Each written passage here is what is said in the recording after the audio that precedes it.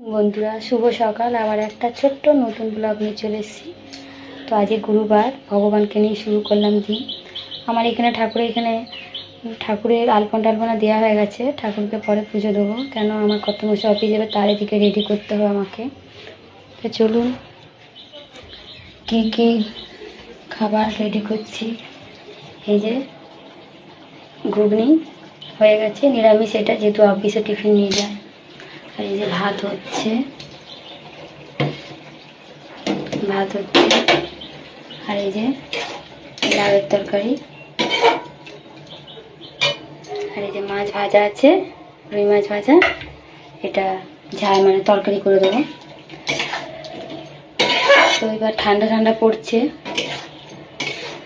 সবাই খুব ভালো থাকবেন আর সুস্থ থাকবেন। শুভ সকাল।